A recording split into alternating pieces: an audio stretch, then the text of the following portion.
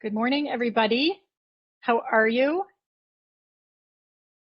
I think all the participants are moving over from live. I hope if everyone can hear me, maybe someone can just put something in the chat to say yes, we can hear you, no problem. Thanks for being early. All of our friends are here. Michelle and Cassie and Eve, hello, and Jen. So great to see you. My sister's on, yay. Amanda, Samantha, all of our really good friends, people that we've known forever. Really appreciate it. We're super excited to have you here. Yay. Thanks, Jen. Thanks, Tracy, for saying you can hear us. We're excited. We have 1 minute until we start. I always know it's fall and it's September when we're starting these, and I'm so excited to share with everybody who we have coming on, of course, today. But we have a great lineup for the fall, and it's just one of the favorite things we do here at the Study Pro. And Lindsay is on in the background, my business partner and close friend, and she is going to monitor the chat as well as I am.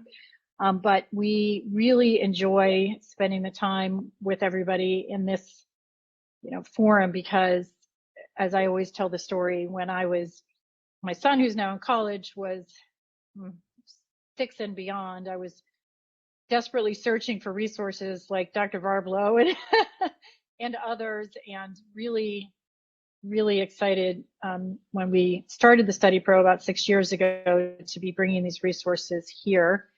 And I just feel like we don't have enough time together to be able to share this type of information. So it is 9 o'clock, but I think we're going to give it 1 more minute just because the ticker is ticking up pretty ferociously, and I just want to be sure that everybody can get on before we start. And usually what happens is people sign up at the very last minute too, and then I have to send the link, so I just want to check for that as well. All right, I think we're good. Okay, well, as people are coming in, I'm going to go ahead and get started. Many of you know us, and we're very excited this morning to be kicking off our fall series, our whole school year series with Dr. Varblow. But for those of you who don't know the Study Pro, Lindsay Toms, who I mentioned before in the background, and I, Debbie Rosen, are the co-owners, and we are what we call an executive function and study skills center. And so what that means is that we focus on the process part of school. So if we think about the content piece, the math, the science, the history, that's really, all of the pieces that we can absorb through our intellect, and that very much we have, given to us as a gift of how well we can and how quickly and how much we can manage that type of content. But the process piece is really what trips us up often, and I know a lot of what Dr. Varblow will be talking about today, because it's really being able to access the content. So how well can I initiate to get started? How well can I inhibit all of those other types of dangly, sparkly things like our video games, and for me, my new puppy, when I'm trying to get my work done. And so we really do try to help build those skills. And in my introduction, I'll talk a little bit about why I'm so excited about Dr. Varblow and how much I think she really addresses a lot of the same types of needs that we do. But we do look at these as missing skills. And so we do help with coaching to personalized skills, a homework center, which I'm sitting in, that actually helps kids to get their homework done using these skills, the structure kind of wrapped around them, and then courses that teach executive function and study skills, so time management, organization, planning, how to get started, breaking work down, note taking, etc. And so we do that during the school year, and of course all that information is on our website, or you can email us. But and we also do coaching, offer one-to-one coaching, writing coaching, because it's a very process-oriented type of subject. But I will leave this on for just a minute so that I can share that we have 3 dates coming up in October, November, and December. At the end of Dr. Varblow's presentation, we'll be sharing this slide again in case you miss it. But in October, we have a power panel on the 27th. A lot of you have asked to switch up the days, so I'm listening. Wednesday, we have the 27th, Dr. Jonathan Dalton, who has been here before, who's incredibly well known in terms of anxiety and behavior, and he is the founder and director of the Behavior Center for Anxiety and Behavioral Change. Dr. Kathy McCarthy, a dear friend of the Study Pros, and again, who many of you know, as a psychiatrist in McLean, and Dr. Maria Zamiti, who really just launched the Helix Center, but also is the founder and owner of Georgetown Psychology Group. So the three of them will be coming together to talk really about how we can be the best parents we can be amidst all of the craziness of the pandemic and going back to school, et cetera. Then Dr. Bonnie Zucker is coming. She is also incredibly well known for her CBT and anxiety. That's in November on the 18th. And then in December, again, coming back to the Study Pro, Dr. Bill Stickstrud and Ned Johnson with their new book, What Do You Say? So I am going to stop sharing so that Dr. Varblow can start sharing.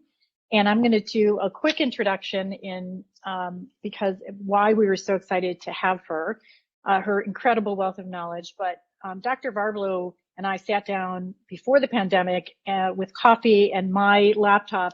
And for those of you who know me well, I am a big note taker, and I just think I ran out of space in Evernote to take notes after everything that she was talking about, because with two children of my own that have ADHD, I just was, and because of our own philosophy here at the Study Pro, the whole idea of being really helping to be empathetic with my children with ADHD and helping, as a reminder again, to slow down and to think about why and what the need was behind the behavior, and understanding the brains of the children from someone who had such obviously a strong background as a board certified pediatrician, and then moving into a specialty of really treating that whole child, not just with ADHD, but predominantly with ADHD, and all of the specialty of really helping with med management and with behavioral strategies and with the whole view of how we can make a more successful family.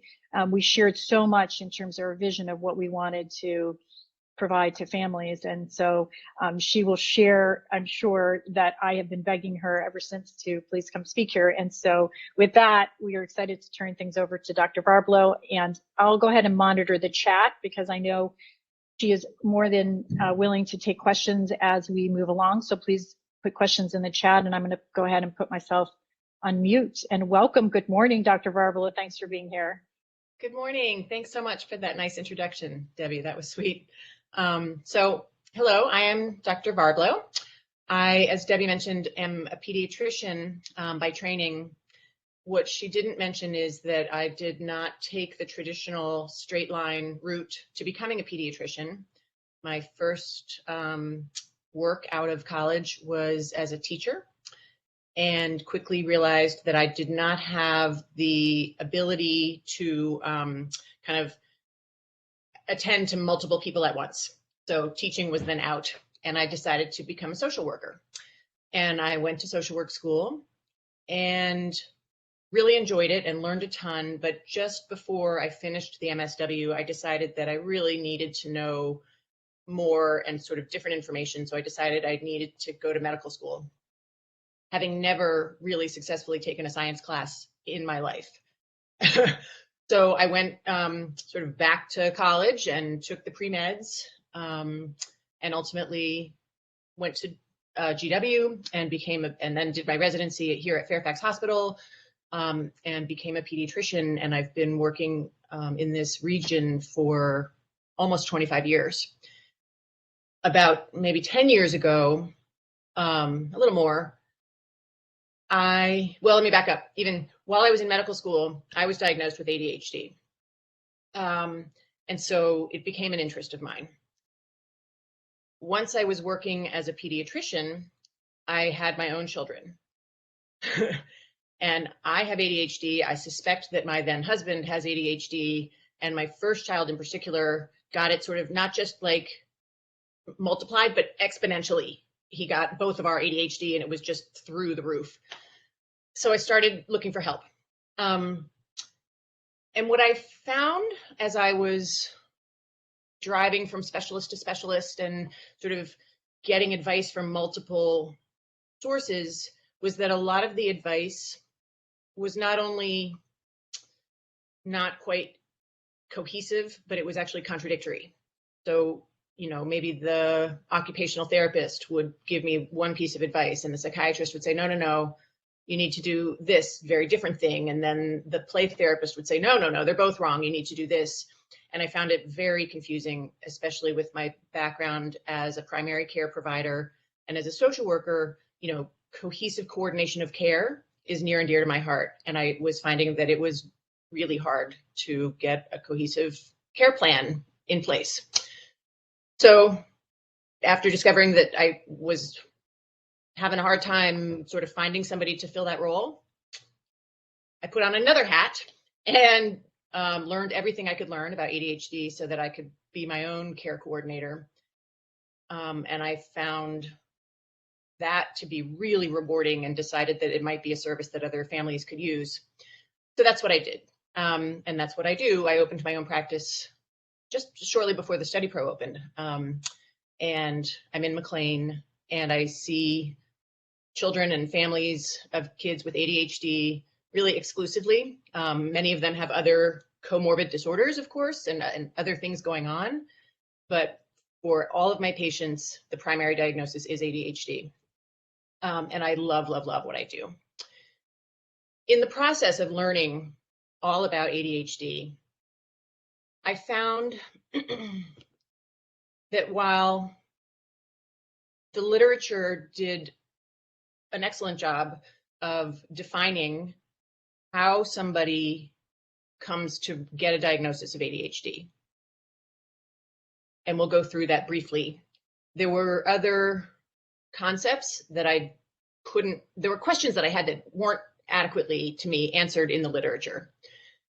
Let's start with what I did find very quickly. The definition of ADHD. How does one meet the criteria and receive a diagnosis of ADHD? So ADHD is a disability characterized by persistent or ongoing pattern of inattention and or hyperactivity impulsivity, gets in the way of daily life or typical development. Okay. Now, you know, we can go through all of these. Essentially, there are 3 presentations of ADHD. It used to be called subtypes. And even before that, there was ADD, and then there was ADHD as 2 different diagnoses. It changes frequently. At this point, there's one diagnosis, ADHD, and then there are 3 presentations. Primarily inattentive, which used to be called ADD, primarily hyperactive impulsive, which is fairly rare, and a combination, which is sort of all of the above. And how do we define whether or not somebody has this disorder? There are certain inattentive symptoms that are listed in the diagnostic manual, and a child needs to sort of meet or demonstrate 6 out of 9 of the inattentive symptoms in order to be diagnosed with inattentive presentation of ADHD, and or they need to demonstrate 6 out of 9 symptoms of hyperactivity and impulsivity. If they demonstrate 6 out of 9 of the hyperactive impulsive, but not 6 out of 9 of the inattentive, they're diagnosed with ADHD, hyperactive impulsive presentation. If they have only 6 out of 9 of the inattentive, but fewer than 6 out of 9 of the hyperactive impulsive, then they're diagnosed with ADHD with an inattentive presentation. If they have 6 of these and 6 of these, it's a combination presentation. And that's the most common. And so that all makes sense, right? And we can all go through the checklist and sort of think of our kids and check boxes. And that's how we know whether they sort of have it or don't have it. And there are some other criteria. Dr.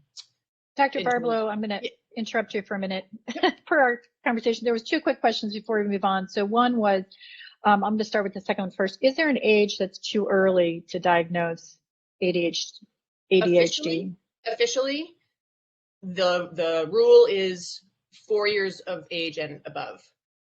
Unofficially, we know it when we see it, sometimes earlier than that, but we can't technically diagnose until age 4. Great question. Okay.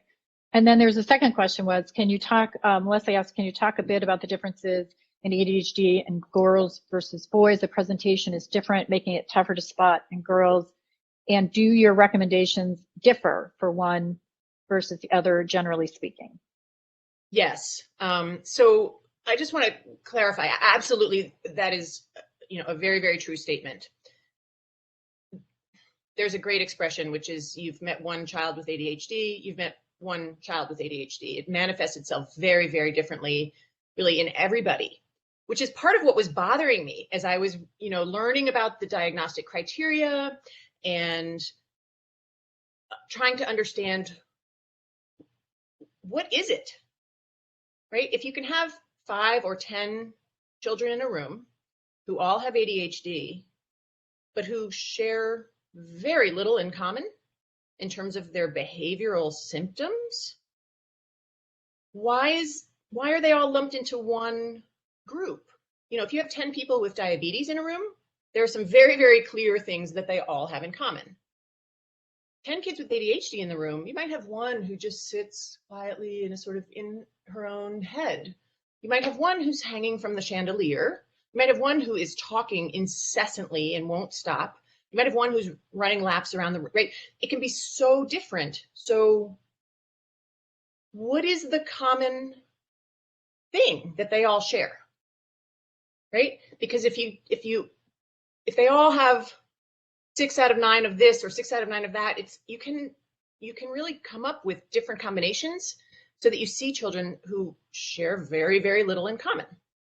And part of that is girls versus boys. I will say that throughout the decades, centuries really, of study and research about ADHD, the vast majority of subjects who have been studied have been white young males. And it's just been very recently that sort of the study population, the research population has started to broaden. So we're still learning about manifestations in people other than white males. But you're absolutely right. It does look different in different individuals. And we're going to talk about a little bit about sort of why that is, A, and B, what to do about it. Okay. Other questions right now? There was one question about, Deb Sebel, I'm going to ask her a question a little bit later because she's going to answer some of that. But how do you, there's a question about separating ADHD and trauma, and how does anxiety play with ADHD, which again, if you're going to talk about some of that stuff later, does one cause the other, which I think is a great question. Does anxiety cause ADHD? Probably not, but the ADHD cause anxiety, I think maybe that's the question. Right. And these are the questions that were bothering me, right? As I'm reading the literature and I'm trying to understand ADHD, I'm thinking of all these things, right? So yeah, and all the literature I can find just goes through the criteria, but it doesn't really talk about how this all happens, what's going on in the brains of these individuals, right? And we're talking about my brain too, because by this time I've been diagnosed, as well as I've now had, 2 children who've been diagnosed, and we're all very different. So I really wanted to get a sense of what ADHD is. And that's what I want to present to you today. I have developed a model that explains how I understand really what's going on in the psyches of those of us who have ADHD. And I think you'll find I'll answer some of these questions as we go.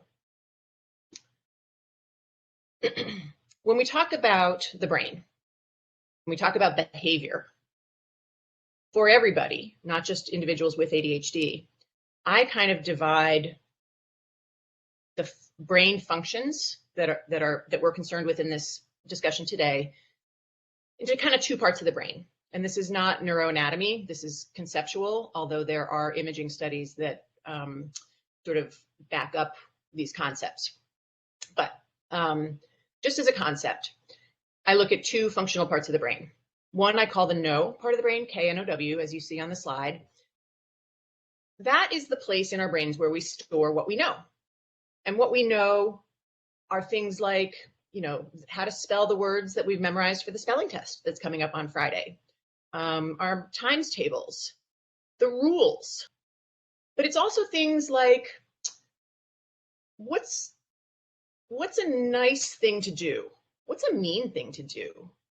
What are my goals for later today and for later in life? What's my value system? What's important to me? How do I want to interface with the world around me? Okay. What are the likely consequences if I interface this way versus that way?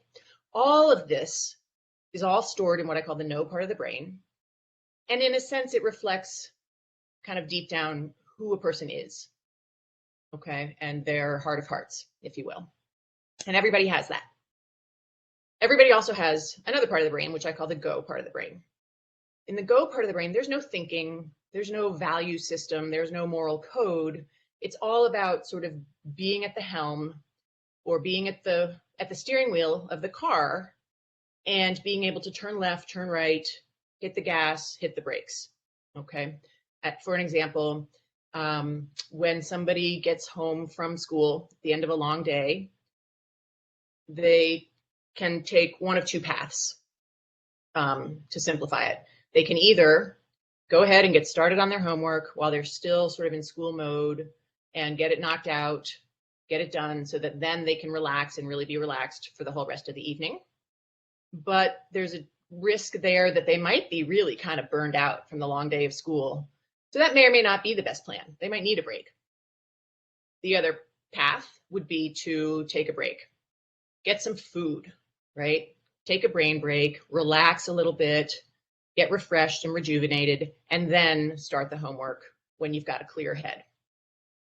Two options. Either one might be the right answer for any one individual. The go part of the brain is in charge of just sort of making the turn either towards the kitchen or towards the desk. Okay. And if we turn towards the desk, we're sort of hitting the brakes on the go to the kitchen path, and we're hitting the accelerator towards the desk, and vice versa if we choose the other pathway. Okay. People without ADHD might approach that kind of dilemma like this. They come home from school, they consider what they know. They know they're tired. They know they're hungry. They know they have a lot of homework. They know that their goal is to do well in school. They know that in order to do well in school, they have to do their homework. They know that they want to please the teacher, right? They sift through all of the things that they know, and they make a decision. It's better for me because I know what's in my own best interest. Better for me to take a break, chill out for a while, and then come back to my homework. So I send that message over to the go part of the brain. Go part of the brain goes, takes a break, and then does the homework. That choice may or may not end well, right? Maybe what happens when I take a break is I get distracted and I end up eating a whole bag of potato chips and spending 3 hours playing games on my phone. And then by the time I start my homework, I'm tired and mom's mad at me, and now my little brother is screaming and who knows what else is going on. And it doesn't work out very well. That's fine. Note to self. Tomorrow, I'm going to do it differently. Tomorrow, I'm not going to take the break. I'm going to knock out the homework, get it done before my brother starts screaming and before mom gets mad at me and so on and so forth. And then I can get on my phone and hopefully eat something healthier than a bag of potato chips. The next day comes, that child gets to the door after school, runs through the list again. I'm really tired. I'm really hungry. I have a lot of homework. What else do I know? Oh, I know that yesterday when I decided to take a break first, it didn't end well. And I decided that today I'm going to just go ahead and knock it out. So that's what I'm going to do. And that's what they do. Okay. There is a connection in the person without ADHD between what they know and how they go. Does that make sense to everybody? Now, let's look at what happens in people like me and like maybe some of you or some of your children in a similar scenario. Okay. Child gets home from school. And what they're thinking about is not sort of a run through of what they know. What they're thinking about is starving, sick of school, and the go just drives to the kitchen and takes the phone out and grabs the bag of potato chips and sits down. And then the child may just completely get absorbed in video games. Not that that ever happens to anyone that I know, but might happen to this theoretical child. And mom comes in hours later and is furious, and the child feels badly. Yes, I know. Yeah, I do have a math test tomorrow. No, I haven't studied. Yes, the homework is late. Yes, I knew all of that. Okay, tomorrow we're going to do it better. Note to self. Same note to self goes in the knowledge bank, just like the other child's note to self went in his or her knowledge bank. Now, here's where things differ. The next day, the child with ADHD comes home from school and thinks, I'm starving and I'm sick of school. I'm tired. I'm hungry. And the go goes to the kitchen. Bag of potato chips, phone, instant replay of yesterday. Mom comes in and says, are you kidding me? Did we not have this conversation just yesterday? And did you not tell me that you agreed that today it would be a much better idea to do your homework first before, taking a break, blah, blah, blah, blah, blah, blah, blah, right? Some of us can just hit like auto play for this talk track to come out, right? Because we've said it a million times.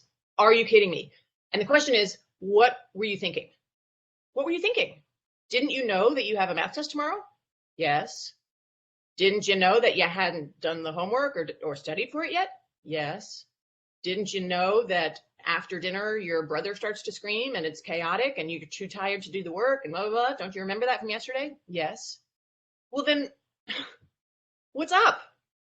Why? Does anybody know the honest answer to that question? The honest answer is, oh. Yeah, everybody's saying here, Dr. Varblow, I could have a t-shirt that says, are you kidding me? Thank you, Toby. Hi, Toby. They went to our home. I love this. Thank you. This is literally my everyday. Wow, this is exactly what happened last night. This is my everyday. Seriously, happens all the time. Yeah. Yep. Yeah, and I feel like I know what to do, and my blood pressure goes up and up and up and up and up and up and up. Right. So I totally. Right. It's so you stressful. You don't see what's happening. Yeah. Right. And we have some questions too, so we'll just tell me when it's a good time. So, okay. So the honest answer to that question is, I don't know. Okay. That is one way that ADHD can manifest itself. Ultimately, when we think about it and we ask the child the questions, did you know this, and this? Did you know that you have the math test? Yes. Do you want to get good grades? Yes. Do you know that in order to get good grades, you have to do your homework? On and on and on and on and on. Yes. But your behavior reflected none of that. Why? I didn't think about it. I wasn't thinking. I was just going. There was no access to the no. I just went. It's not like I ran through all of those points in my knowledge bank and decided instead to go to the kitchen and get the potato chips. That never happened. And that's the kicker. That never happened. I just went. Okay. Really, that sort of demonstrates for me the difference between the person with ADHD and the person without. It's the connectivity between the no and the go that doesn't always function very well. Okay. The knowledge bank of the person with ADHD is the same as the knowledge bank of the person without ADHD, with a little asterisk for things that they may not have heard or learned because they weren't paying attention. But for the most part, the knowledge banks are equivalent. And certainly the ability to go is equivalent. The child was perfectly capable of walking to the desk instead of walking to the kitchen, right? So it's got the deficiency or the problem, the difference has to be in the connectivity. Okay. The mistake that I think a lot of us make when we are parenting or teaching these children is assuming that the deficit is in the knowledge bank, right? And I'll use a different example for this. Young child in school, line up for lunch. Everybody line up for lunch. And somebody cuts in front of this child with ADHD. And she gets irate and pushes the person who cut in front of her. Teacher says, come here, let's talk about that. It's not nice to push. You're not allowed to push. It's against the rules. Here are 2 or 3 other options for when something like that happens, ways you can behave. Okay, you got it? Tell me what those options are. I can repeat them. Yes, okay, you got it. Awesome. Tomorrow, if somebody cuts in front of you, are you going to push? No, I am not. I got it. Good, okay. Tomorrow comes, right? Lunch line. Somebody cuts in front of her, she pushes. And the teacher says, maybe you didn't understand what we talked about yesterday. Or maybe you've forgotten what we talked about yesterday. Maybe there's a hole here in your knowledge bank where the information that we discussed yesterday should be. So I'm going to repeat it in case you're too stupid to get it, or in case you're too selfish to understand how important this is, or in case you just, I don't know, in case you're a mean kid, right? I want to make sure that you understand that this is not allowed. And in fact, I might give consequences to really impress upon you that this behavior is not allowed. I'm sorry, I won't do it again. And day 3, repeat. And the response of the adults really tends to be to focus on this, okay? Maybe, even if you do know the rules, maybe what you don't know is how serious this is or how much trouble you're going to get in if you break the rules. So I'm going to, again, impress that upon you by worsening and more, or sort of more and more extreme consequences, because certainly that will help your brain understand what you fail to understand now, which is that this behavior is not okay. And I think that's an error. I think that's a key error that we all make when we are working with kids with ADHD. And so what I wanted to think about was, what's the alternative, right? If the child's behavior is consistently not what's desired, and talking and punishing and repeating and all of these things don't work, what's left? What else is there? Okay. And well, also, go ahead. I'll just also say, I know we talked about like a little conversation. I also say that all of those things, you might be too, I hate to even use that word, S word. Mm-hmm. You might be to this, you might be to that. It really just is that connection that one of the questions said between maybe the anxiety or that feeling of less than, because people just assume that. Yep. And the one thing that I did find, and I think the one thing at 22 years old now with my son that I feel was the biggest and greatest lesson learned, and all my friends who are out there know this, is that we have this one shot to help our kids build their self-esteem, to feel resilient, to be able to be problem solvers. We have this one shot. It might take that 22 years or whatever.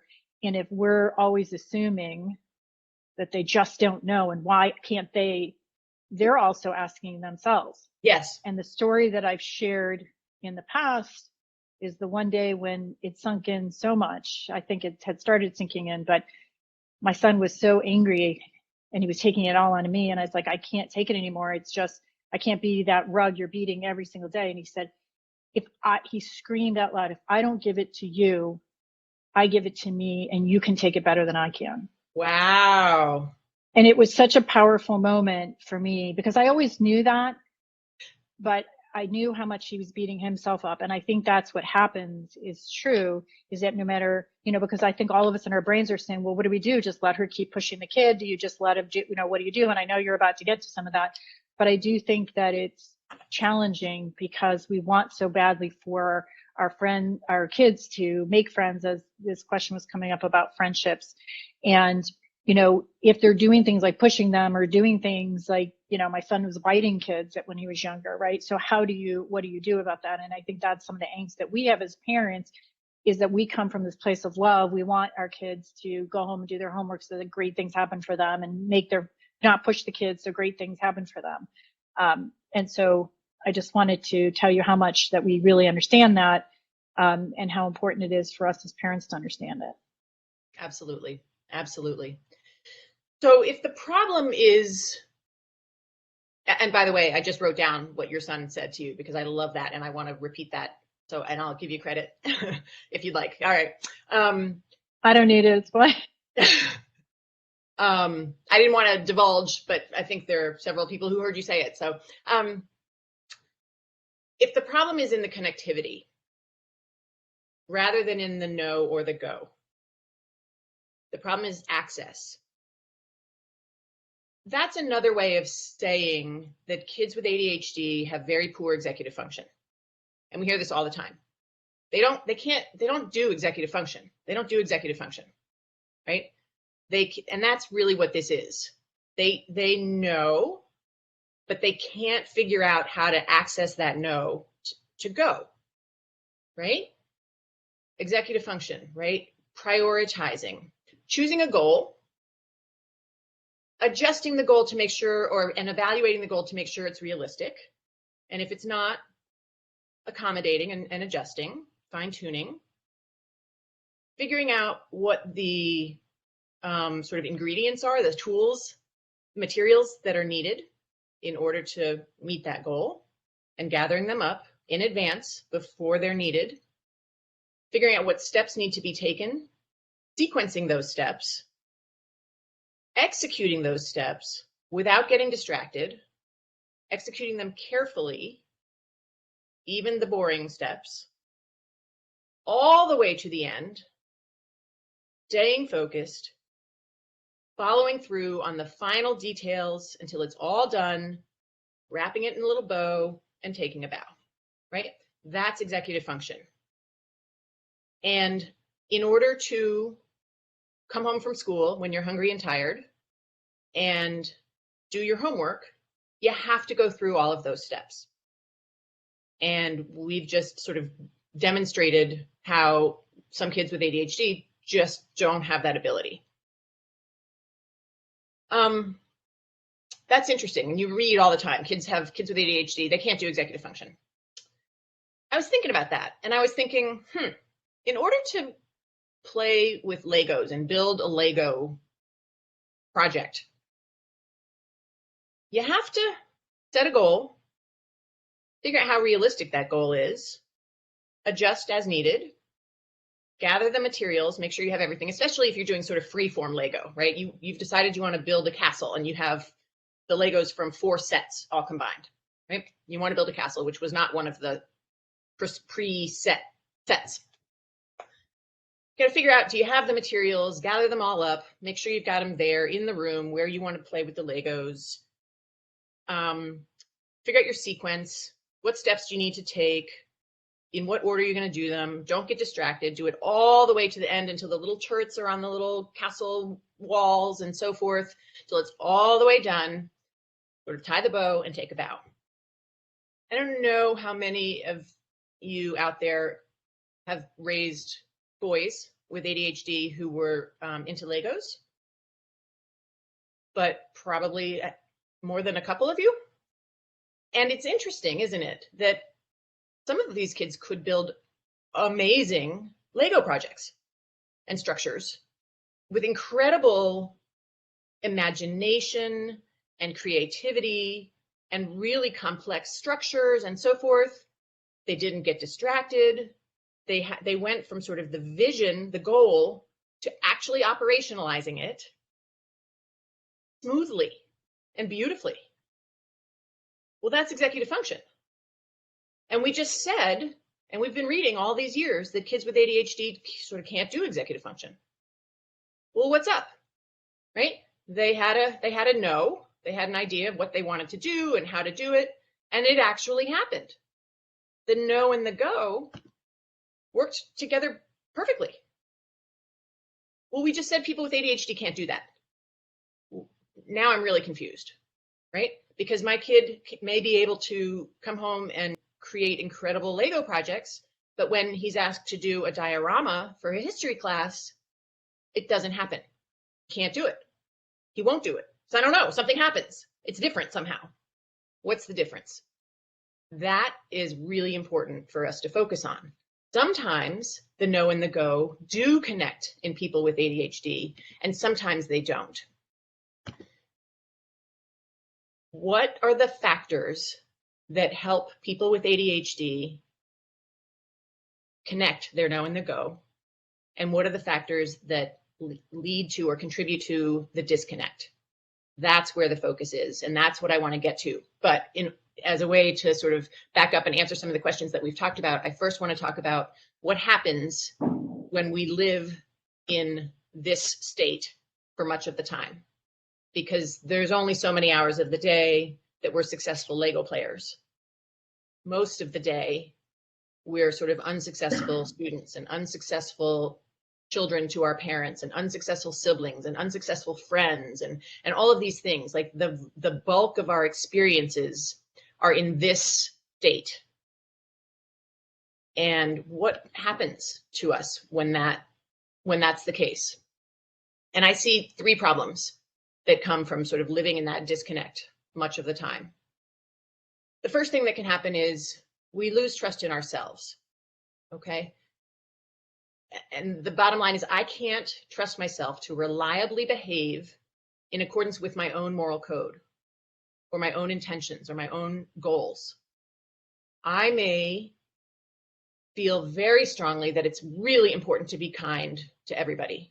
That may be a core, hardly sort of imprinted moral of mine. But I might be a blurter, right? My disconnect might be between what I know and how my mouth goes. And I may say things that aren't very kind. Not with the intention of being mean, but because my mouth just went, okay? And if that's the case, and I do that over and over and over again, I'm learning that I can't trust myself to be the person I want to be. And that's a problem. Another problem. Because, as we said, for the people without ADHD, their behavior is a reflection of who they are and of what their intentions are and what their moral code is and so on and so forth. Right? This reflects this.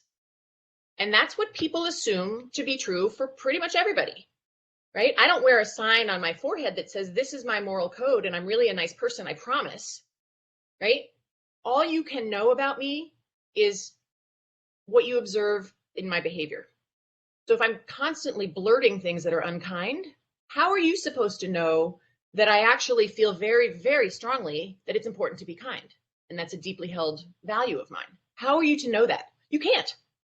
You're going to assume that it's not a deeply held moral of mine, and you're going to assume that I'm not a nice person.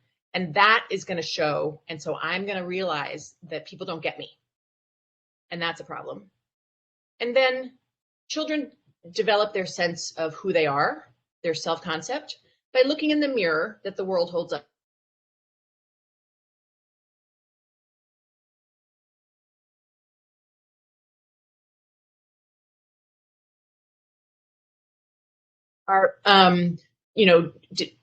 I saw frozen. Did we freeze there for a minute, or are we good?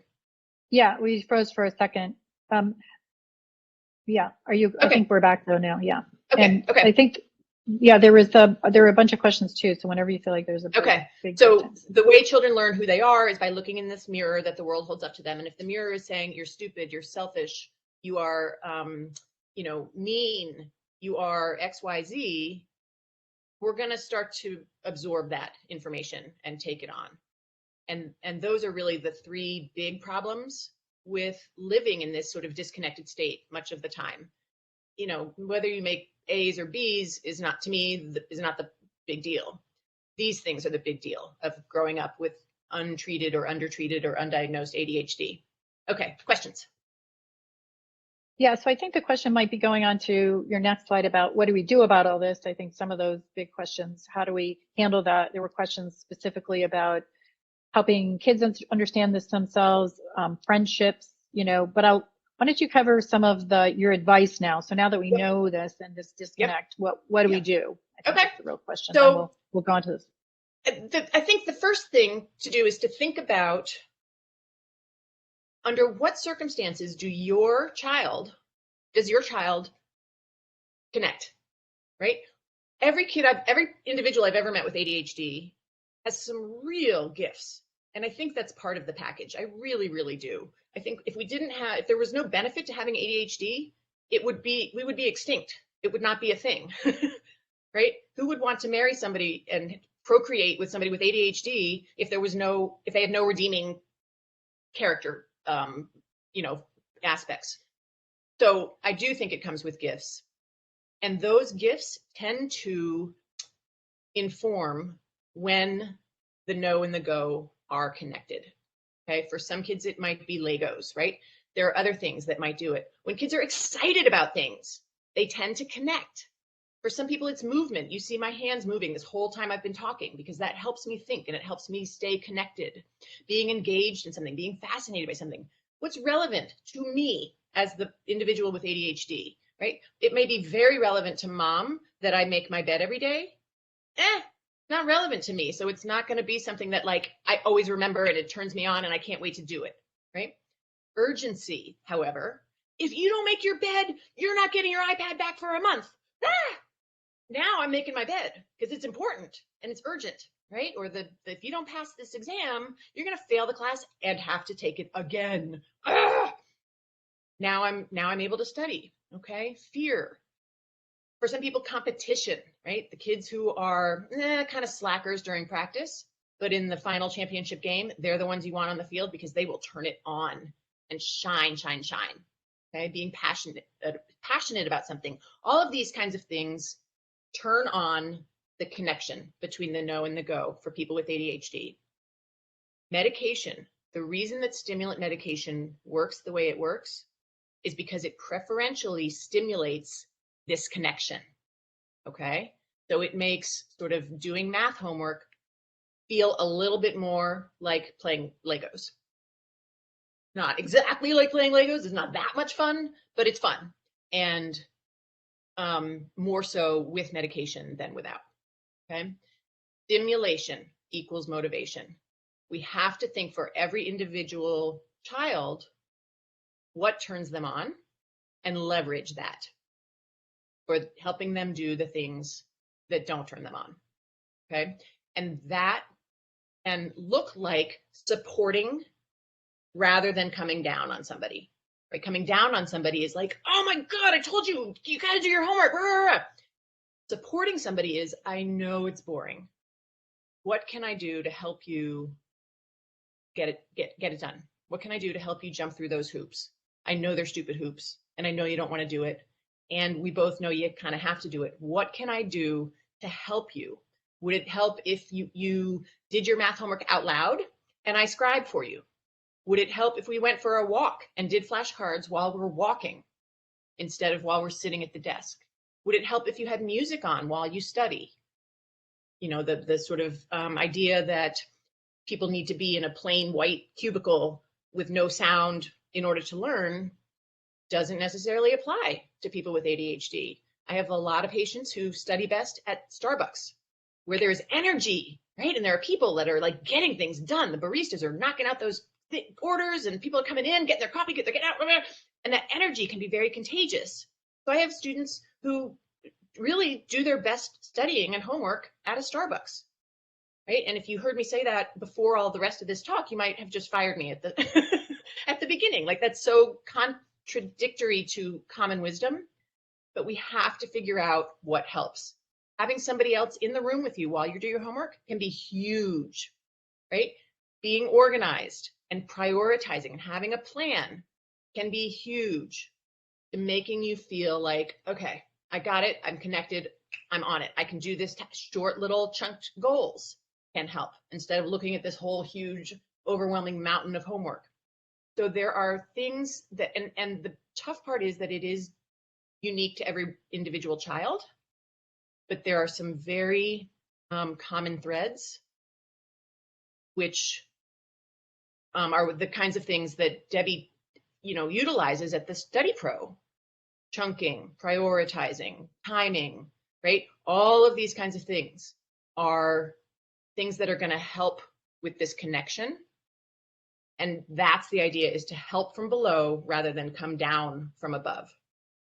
And it can make a huge difference to those self-esteems. Yep.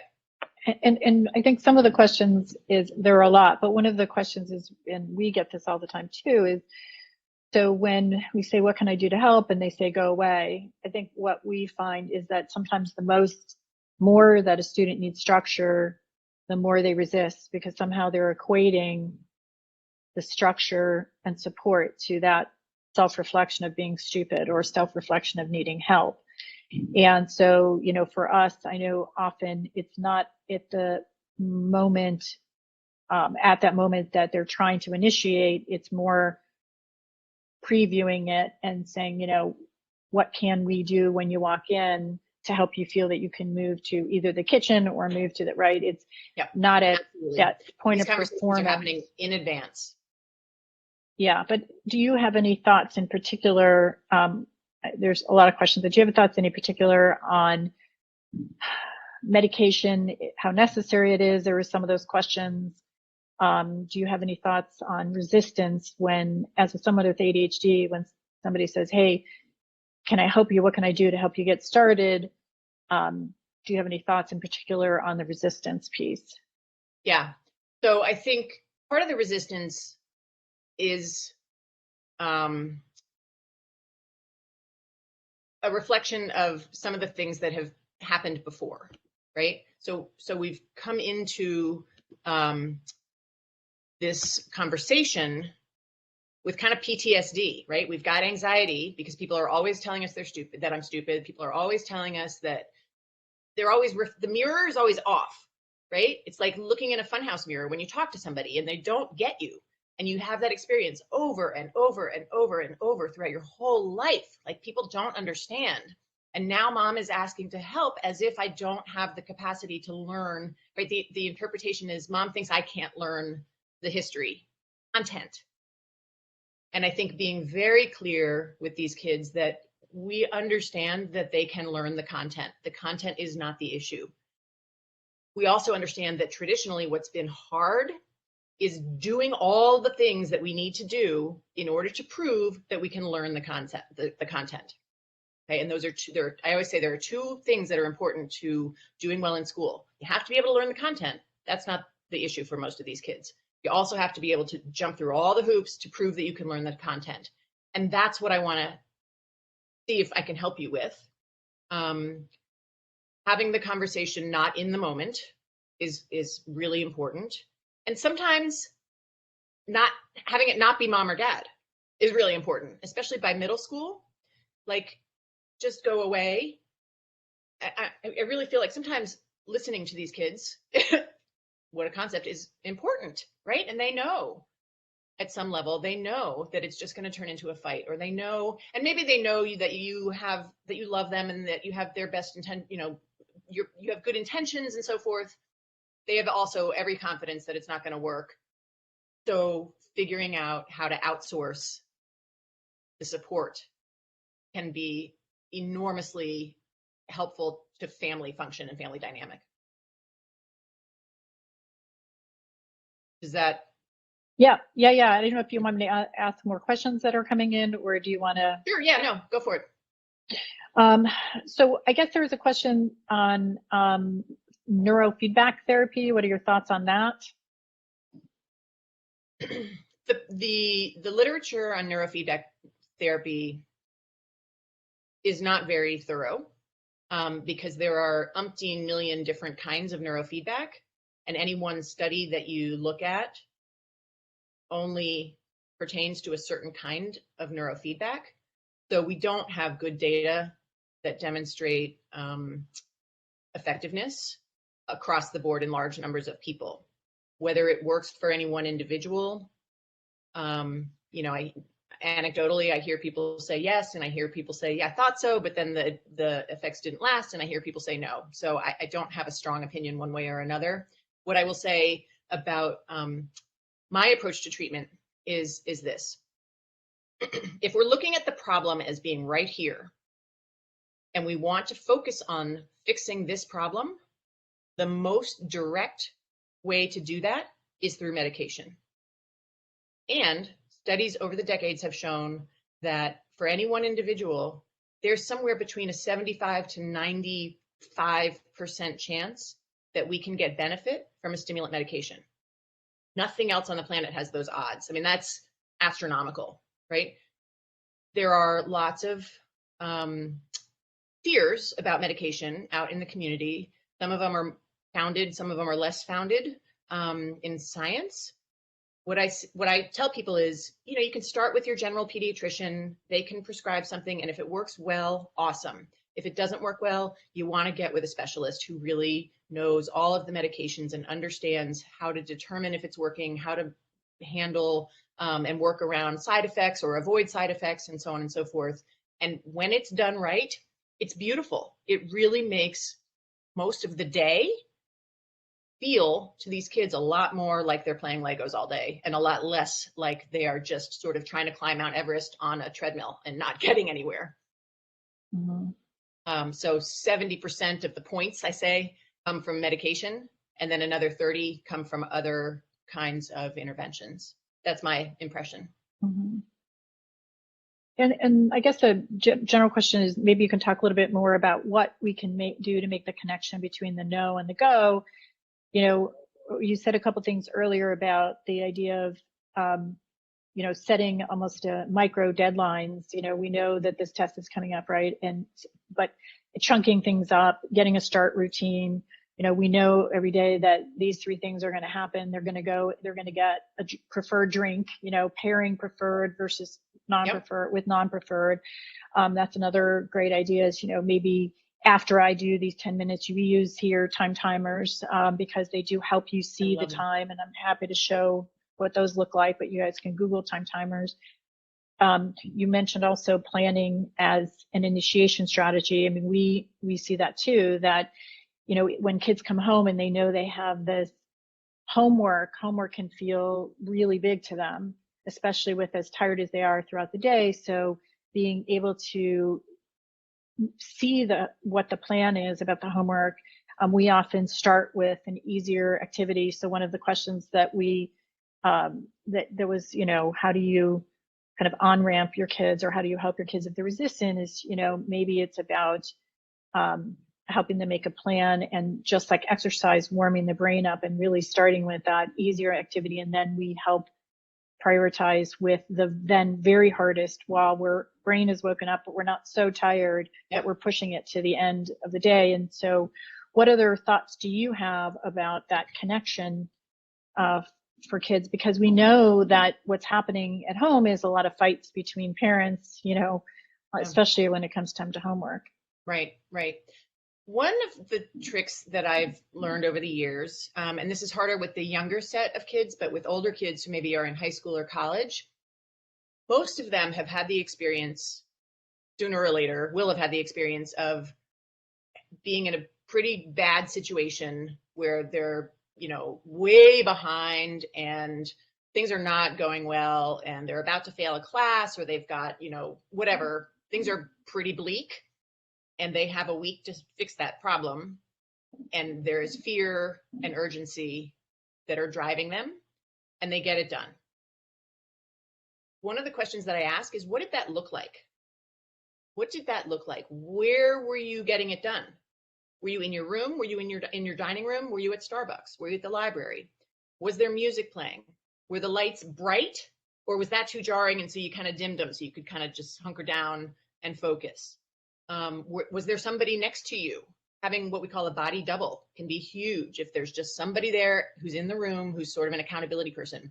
Were you doing it out loud with somebody else, or were you just in your head? What exactly did it look like?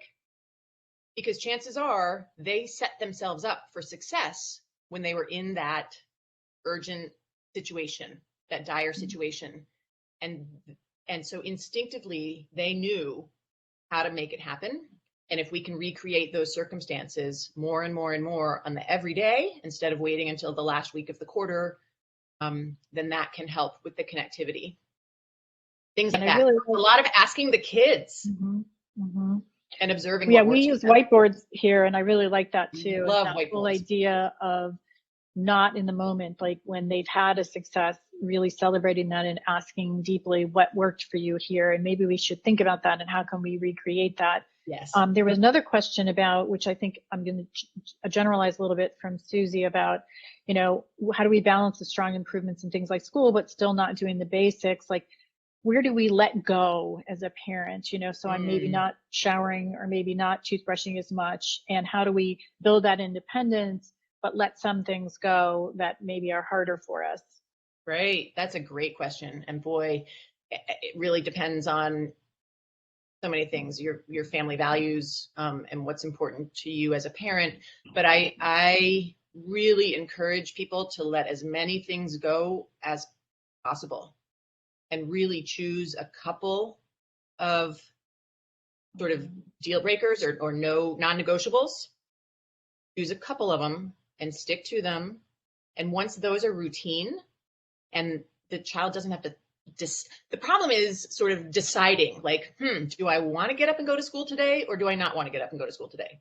I don't want to. So I hit snooze, or I pull the covers over my head or whatever. But if I'm getting up day after day after day after day after day, after a while, it becomes routine and I don't think about it anymore. My feet just go onto the floor and I stand up. Once that is routine, then we can add in another top priority, like brushing your teeth, right? And we're going to fuss, you know, every day I'm going to remind you until it's routine. I'll put the toothpaste on the toothbrush, whatever it is that helps. We'll do it together. But we're going to make this routine so you don't have to think about it anymore. And then we can add in another. So it's really very slow pacing. It's like, oh, you just want to pull your hair out. But things have to become sort of routine before we can add on something else. So choosing your battles very carefully. And I think that's absolutely the case, is really trying to celebrate and making sure that we're celebrating all those things that we may not be noticing, like getting up and going to school every day and how hard that might be for kids. And there was I guess the last question we'll have here is really about any thoughts you have really in this whole, I guess the thought of the presentation, and is about creating some sense of urgency when it feels like that sense of urgency really isn't there. Okay. Great question. I love this question. And it's a little bit of a long answer, but here's the thing to remember. If you can imagine a bell curve, okay? Everybody knows what a bell curve looks like. And on the x-axis is anxiety, stress, urgency, something like that. And on the y-axis is performance or productivity, okay? And it's a bell curve. So when there's zero anxiety, there's zero productivity, okay, and zero performance. A little more anxiety. I'm a little worried about X, Y, and Z. So I'm going to get out of bed actually and do something about it, right? And then there's a little more that I'm worried about. So I'm going to do a little more. And there's this sweet spot where I have just enough sort of sense of urgency and importance and stress that I'm really knocking it out. I'm at my peak performance. Here's the thing. As I get more anxious, my productivity actually starts to decline, okay? And a little more anxious, and it comes down until ultimately I'm so stressed that I'm paralyzed and I'm doing nothing. If you draw a line sort of through the middle of that graph and look at the two places where that line intersects the curve, everybody got that pictured? Those two places, if you look at the performance, they're identical. The performance is identical whether you're far to the left on the curve or far to the right on the curve. Parents look at a given performance level that is not peak and assume, I think, often erroneously, that the anxiety level is too low. And so they push it to the right. They try to increase that sense of urgency. Don't you know that if you don't get this work done, you're never going to go to college? Or don't you know that if you don't, you're never going to have a friend? Whatever it is, like we catastrophize so that they will sort of get it and move to the right so that they'll be closer to their peak performance. I really encourage parents to think hard about the possibility that the reason the performance is subpar is because the anxiety is already too far to the right. And what they need to do is help the child relax and get the anxiety down lower so that they can get back to that peak point. And that's a tough call for parents, because it looks the same. The behavior looks exactly the same.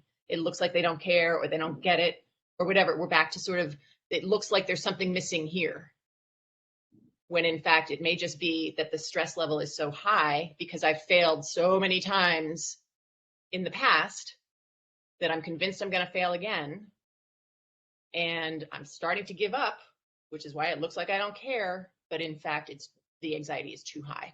And so things like the strategies that Debbie was talking about, the chunking, the organizing, the whiteboard, the lists, those are all things that can pull that anxiety down so that the productivity can go up again. Mm-hmm. Yeah.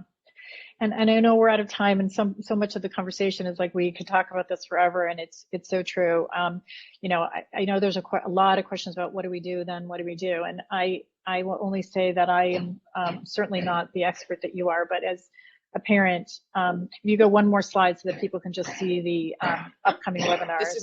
This is my contact information. If anybody wants that, yes, I just wanted to put that up for a second, and then yes, please. Yeah, and you can leave it on this or both, but is it, sometimes it really is about just getting the words in your own brain calm down.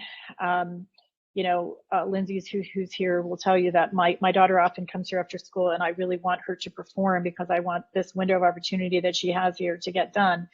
And sometimes I just have to say to myself, maybe this isn't the right environment right now. And, a great example is that, she sat there kind of spinning her wheels last night because she did need that break. But when she got home and we got to more of a whiteboard environment where we, because she just had some food and she was more rested and more relaxed and the anxiety was lower, she was actually able to brainstorm and really come up with something. And that brainstorming and coming up with something allowed her then is that chunking, right? It's that first step. It's that on-ramp into the assignment, because a blank page is obviously way too hard for kids. So yeah. I really appreciate everybody being here. I'm sorry that we went over. We will have this as, can you show the contact slide again too, Yes. Dr. Varblow? Yes. And we also put it up here, and we'll also include it in the replay. So we are so grateful to you for helping us understand the connection between the no and the go, and really helping us remember that it's not that we have to keep telling them more and more about what they probably already know, but it's really the strategies for helping them go. And so there's a lot of great information on this.